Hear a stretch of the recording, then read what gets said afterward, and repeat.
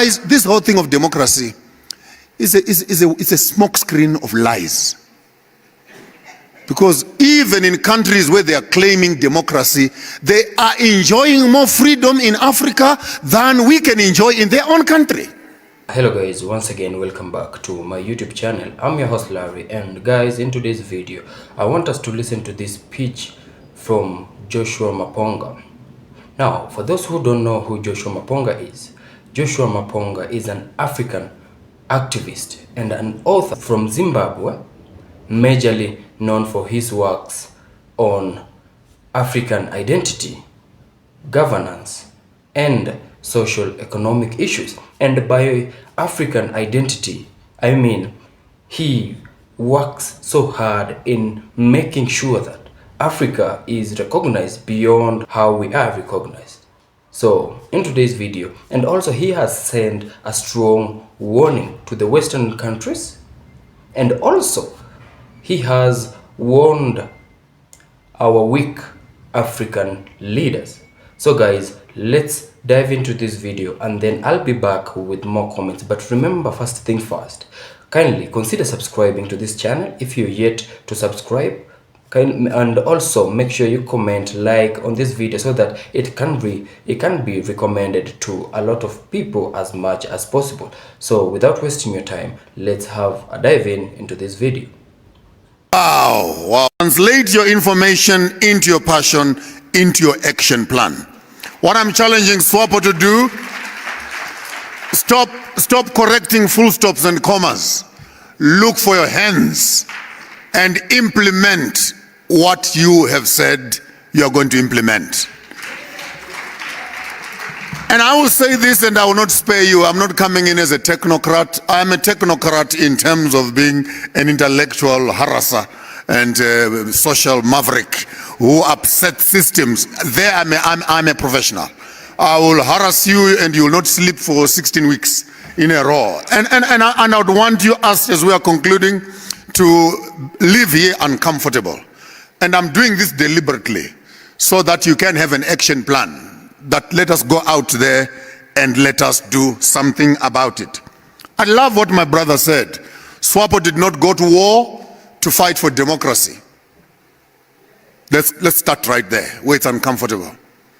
You guys went to war and you did not go to war to fight for democracy. We didn't go to war so that we wanted to share toilets.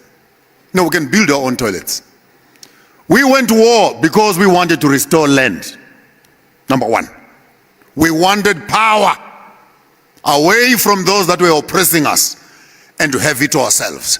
And I'm not talking about SWAPO alone. I'm talking this as a Pan-Africanist. This has been the weakness of all African governments, all of them. They went to war to fight for land. When they were there, they started organizing governments and they made themselves the kings while they were at war. And when they came back, they assumed the instruments of colonial power systems, and they started to become the drivers of the same system which had oppressed them. I'm not mixing my words. So we came back with presidents when we went to war with kings. And when they came back, they sat on the same chair that the colonialist was sitting. They became the ministers of health to manage the same health system, ministers of education to manage the same education system, ministers of water to manage the same water policies. Even as we speak today, we still have the red line zones in Namibia where goods cannot move freely. In a country we call a country, but you cannot cross over with avocados and beef. You cannot cross this line. And you sit back and say, who drew this line? A bunch of some Boers and German guys who said, no, if you allow goods from the north to come down here, then the businesses of the south will die. We are the monopoly holders of business in Windhoek. You can't allow cheap things from the north to come, and those red lines are still there.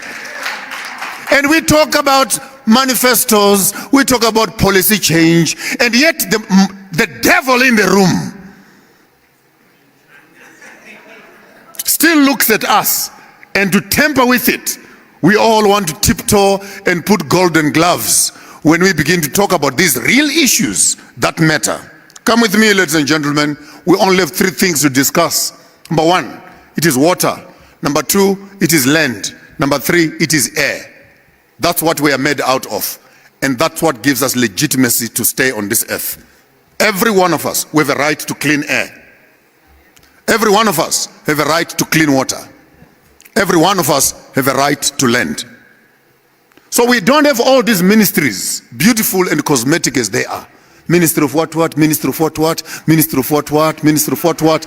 Oh, they sound very nice, those things. You only have one ministry. Come on, say after me. How many ministries?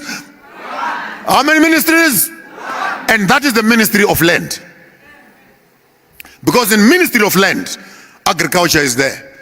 In the ministry of land, water is there. In the ministry of land, roads is there. In the Ministry of Land, infrastructure and housing is there. In the Ministry of Land, mining is there. In the Ministry of Land, agriculture is there. If you don't have land, what are you ministering? I mean, we can tiptoe around this thing until the cows come home.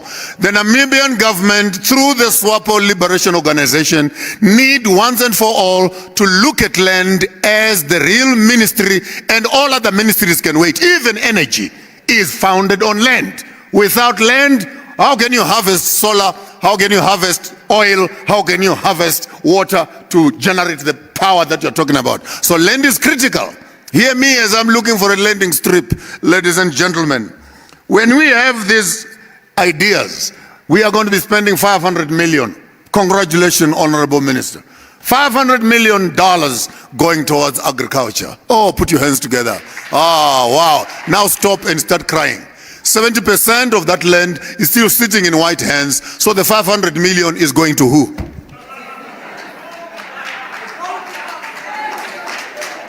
Where is it going? And again, before you get discouraged, as Africans, remember you learn from your neighbors. I'm coming to you from a radical space of Zimbabwe. Now you have an option, because South African policies of land are affected, number one, by Germany, number two, by South Africa, and your own Namibian policies. Shame to say, South African land, 72% of that land still lays and sits in white farmers. In Namibia, you're at 70%. So when you look at yourselves in terms of land, just consider that you are exactly where South Africa is. I'll address you as politicians. Because of the golden gloves around land, ANC broke into pieces. UDM, Likota's party, what do you call it? COPE. After COPE, EFF. After EFF, MK. And you go to the manifestos of all these political parties that broke away from ANC, it was one single issue, that they are not willing to address the issue of land. Namibia, you're not far from that. I see lots of young people beginning to look for change. They're not looking for change. It's because you are being gentle the way you look at this monster. So I'll give you a quick solution.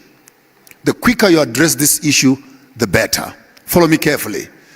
We are going to do everything according to the rule of law. Congratulations. Whose law? The same Roman Dutch law that sent you to war is the same law you are trying to implement to fix it. Now let me teach you something like a criminal. Use the law, but use it to your advantage. This is how you do it. I'm telling you a strategy like a serious criminal. You agree that we're going to buy all the land from you, but we're going to pay you only to the developments that you have done. But we're going to deduct the destructions that you have done.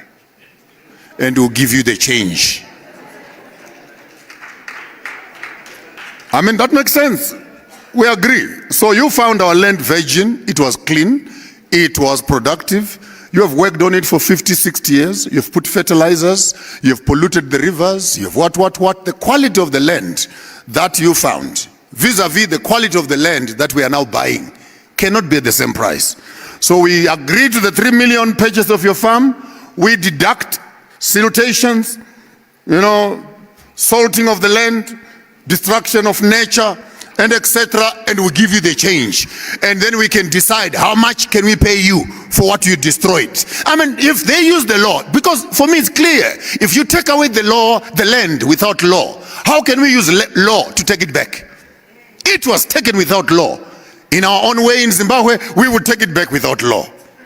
That's fair, unless there were treaties that were signed for you to take it by law.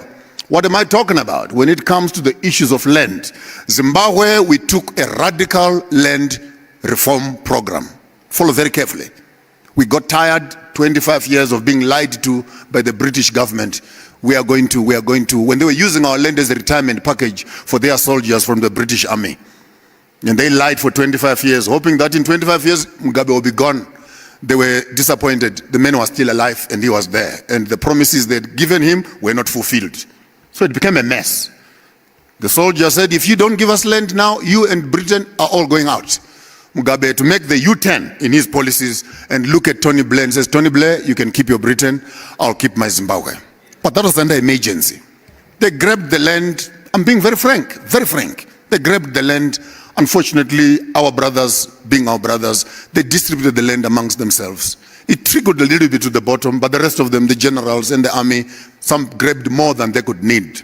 And up to now, chased the white people out of the economy, and our food basket went down, our economy went down, sanctions followed us, and for the rest of this generation, you have known Zimbabwe as a junk state because of that. Now, you are Namibia, you are smart, slightly smarter than us. So I'll give you a 5-year to a 10-year plan. Start a vigorous agricultural training program for your youth. Stop talking land. Stop. Just stop. Don't make noise for these white guys. They will wake up. But I'm giving you a strategy. For the next 5 to 10 years, start developing serious commercial farmers who understand the agro-business, from soil to plants to animal husbandry to what, who understand it fully. Then take the communal land that is now available, experiment with them, teach them, let them know how to do the food security business. Remember, guys, the guy who feeds you controls your mouth. You can't talk too much. If you are borrowing food from me, and remember, food is now being used as a weapon. So they will control your food, as they did in other countries and as they are still doing now. So have an educational program first. So it starts off with your educational system. Develop agricultural institutions as SWAPO, vigorous ones. Then slowly, when they graduate, these kids, start putting them on the farms. 5 years from now, 10 years from now, your first graduates, you can begin to approach critical farmers and purchase those farms. Because chasing them away without a long-term plan, you may have to follow the path which Zimbabwe did. The Zimbabwe model is perfect, except that it was rapid and it did not meet up with a properly planned educational system that will be able to protect the stomachs of the people. But while I'm saying that, our stomachs are captured and they are colonized. We need to liberate ourselves from our forks and knives. Because poor agriculture gives us poor health. And poor health feeds into our health system. And all these GMO foods we're talking about in terms of land, we need to liberate ourselves and start going back to organic farming, indigenous seeds, small seeds. Our parents did not have water shipped around where we need more trucks to carry water. They were staying where they were staying and they had access to water. But when you moved them away from where they were, now you need to move water to where they are, which is not practical. So we need to start looking at vigorous ways of violently, vigorously transforming this mindset, particularly as a ruling party. And SWAPO, hear me well. Stop acting like an opposition party. You are a ruling party. You are not an opposition party. Set the agenda items loud and clear, and let the rest of the nation follow your agenda as a nation and a ruling party. You don't have to constantly apologize and saying things to correct things. You are the leaders. So map the path, and the rest of the political parties and these ones who are backing on the side, they will follow your lead as you are the leaders yourselves. In conclusion, let me sit down, otherwise I'll talk until the cabs come home. You need to, again, lastly, to benchmark your land reform strategy and go to China, learn from China. No one owns land in China. The government owns land, we give you lease agreements. When you die and the lease expires, the land flows back to the owners, who is the state. Tanzania, Britain, you can own a little bit of what the Queen does not want, but the rest of it belongs to the crown. And if you don't like Britain, you can lift your house and go. The land remains as a property of the Queen. What is above your house belongs to us. What is underneath your house belongs to us. You only own what is on top of the house, which is basical. That is Britain. You visit UAE, Dubai, the king owns the land. Mine and etc. We belong. So, guys, this whole thing of democracy is a smoke screen of lies. Because even in countries where they are claiming democracy, they are enjoying more freedom in Africa than we can enjoy in their own country. And I don't know why we are so much scared of dealing with the devil once and for all. And you tell this message to all my white brothers from Germany and from South Africa. If you are not careful the way you handle land, you are going to leave your children with a snake in the back. Because these young people you see here, one day when they wake up and they ask each other, where is our land? After being to Australia and they are told you are illegal immigrant. They go to America and they are told you are an alien. They go to Britain and they are told you are a foreigner. And they come back home here and they are landless. Your own children, you will turn in your grave as our children will start victimizing your children. If you are smart enough to hear a fool, start making arrangements to relinquish some of the land into the black hands, to diffuse the anger of the people. Use democracy to bribe them and be nice to them when they can still listen. Because time will come when you will want to talk and will not want to talk. You will want to negotiate and will not want to negotiate. Maximize on time. And as far as land is concerned, gentlemen, we don't have to apologize for what rightfully belongs to us. The African does not own his land. The land owns him. From it we have come. To it we shall return. I owe my allegiance to the soil where I come from, because soil is spiritual. That's where my history is. That's where my forefathers are buried. I eat from it. I drink from it. My history is written in the land. And whoever owns my land owns my blessings. Because when it rains, God has blessed me. If I don't have access to land, I don't have access to existence. Therefore, every man must have two wives. The first wife is land. And the second wife is the one who will make children for you. If you don't have land, you don't have a right to reproduction.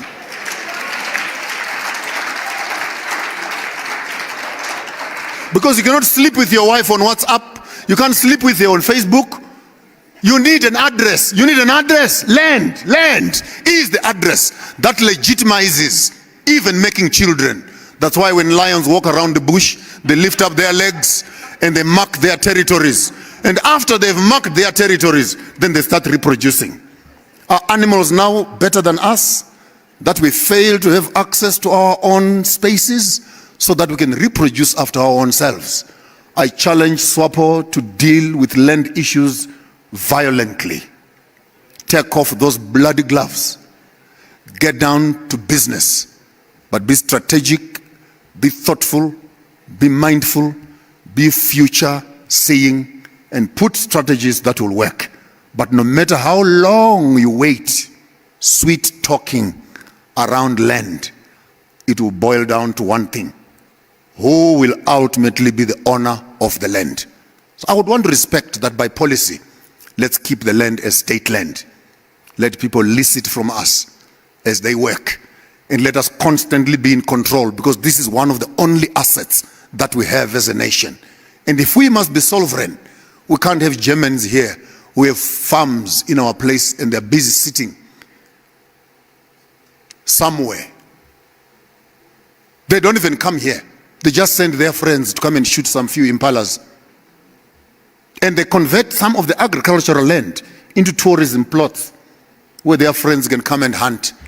And they don't even pay the money here. Sorry, Honorable Minister. They buy the tickets and pay in Germany. Then they buy tickets to come here just to visit. The only money you receive, if ever they come, it's your hotel and your water. The rest of the profits of these farms, which are in white hands, the benefit is not even coming towards Namibian GDP. And we are making serious losses, both in terms of land utilization and profit realizing. And sooner or later we must discover who is our enemy and who is our friends. This is how I want you to think. This is how I want you to feel. This is how I want you to do. Swapo! Now guys, once again welcome back to my YouTube channel. I believe you've watched the video up to the end and I must appreciate you for sticking around up to this point. Now, Joshua MAPONGA, we must congratulate him for his works, publicly making sure that Africa is recognized.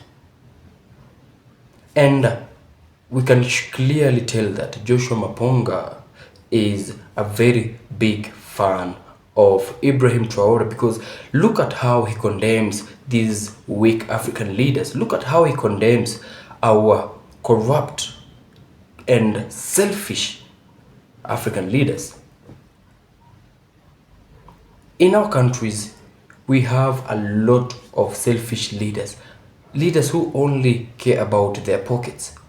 They don't care about us. They've become puppets to these Western leaders. They've become sellouts. Now, at this point, they have put us in a situation, or rather in a position, where we don't know who to avoid. Should we avoid our leaders or these Western leaders? Because our own leaders, they are the one being used to oppress us. The people who are supposed to be protecting us, the people who are supposed to be freeing us from this slavery and also mental slavery, they are the ones that are being used to oppress us. They are the ones that are being used to rob us from our lands, our minerals, our resources, which still keeps us, or rather puts us still back into slavery. We are not free yet. We've heard him talk of these white people, these Western people. They are more free. They are enjoying more freedom here in Africa than they are enjoying in their own country. And why is it that our leaders cannot even see that? Now, the only thing that I think of, it's of these leaders. They've become so greedy that for a few dollars, they are willing to give a blind eye to their very own people being oppressed. They are willing to turn their backs on their very own people who put them into power. These Western people, they come into our countries. They buy lands, and they don't buy the lands legally.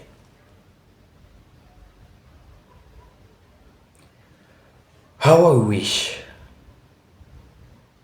our leaders, I don't know if I should call them leaders, how I wish our politicians whom are in power, they can follow the lead of Ibrahim Traore, the president of Burkina Faso. Look at how free the Burkina Faso people are. The first country in Africa to be debt free. A country that soon we are going to see how much it's going to develop just because of their president, Ibrahim Traore. And Ibrahim Traore, I like you and I love you so much. Keep up the good work. We even have African leaders who feel bad seeing what Ibrahim Traore is doing. Look at the much that Burkina Faso has achieved. Just within 2 years of Ibrahim Traore being in charge, he has achieved more than our leaders could have and are yet to achieve in this period that they've been into power. Others take even 10 years, but they are yet to achieve even half of what Burkina Faso president has achieved. Now they even feel bad. We've known that the Ibrahim Traore has managed to overcome several assassination attempts. And mind you, when I tell you that, don't be shocked to find out that most of our African leaders are behind these assassination attempts on the Burkina Faso president. Like, why? We have totally lost it as Africans. We have totally lost it.